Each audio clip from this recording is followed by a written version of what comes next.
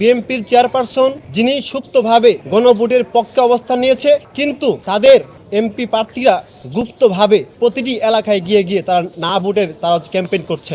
আমাদেরকে বলে দেয় 12 তারিখ যে নির্বাচন হবে সেখানেও সেই হাসিনার আমলের মতো কিছু হয়তো ঘটবে। আমরা দেখেছি নির্বাচনকে সামনে রেখে বিভিন্ন আসনে সহিংসতা ঘটছে, হত্যাকাণ্ড হয়েছে। ময়মনসিংহ 1 আসনে বিএনপির 2 গ্রুপের সংঘর্ষে একজনকে হত্যা করা হয়েছে। আমরা দেখেছি শেরপুর 3 আসনে বিএনপি জামাত সংঘর্ষে জামাতের একজন প্রার্থীকে খুন করা হয়েছে এবং সারা দেশেই এরকম অনেক ঘটনা ঘটছে, যা আমাদেরকে স্মরণ করিয়ে দেয় যে আগামী 12 তারিখের নির্বাচনে জোরপূর্বক বলপূর্বক ব্যালট বাক্সের দখলের মাধ্যমে একটি দল তারা ক্ষমতায় যাওয়ার ইচ্ছা করছে। আমরা দেখেছি যে তাহাজ্জুদ পরে ভোট কেন্দ্রে যাওয়ার কথা তারা বলছে। হাসিনাও কিন্তু তাহাজ্জুদের সময় আপনারা জানেন যে তাহাজ্জুদ যখন হয় রাত 2টা পরে, তখনই কিন্তু ওরা ভোট বাক্স ওরা চুরি করেছে, তারা গোপনে ভোট দিয়েছে।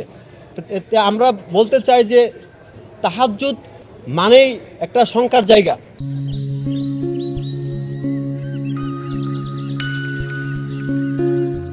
আমরা দেখেছি বিএনপির চেয়ারপারসন যিনি সুপ্তভাবে গণভোটের পক্ষে অবস্থান নিয়েছে, কিন্তু তাদের এমপি প্রার্থীরা গুপ্তভাবে প্রতিটি এলাকায় গিয়ে গিয়ে তারা না ভোটের তারা ক্যাম্পেইন করছে।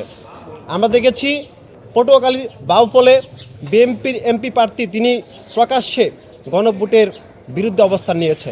তো একটি দলের চেয়ারপারসন সুপ্ত, কিন্তু ওনার দলের যারা এমপি প্রার্থী রয়েছে, কর্মী রয়েছে, ওনারা গুপ্তভাবে না ভোটের ক্যাম্পেইন চালাচ্ছে। এটি একই সাথে জুলাই গণঅভ্যুত্থানের সাথে গাদ্দারি।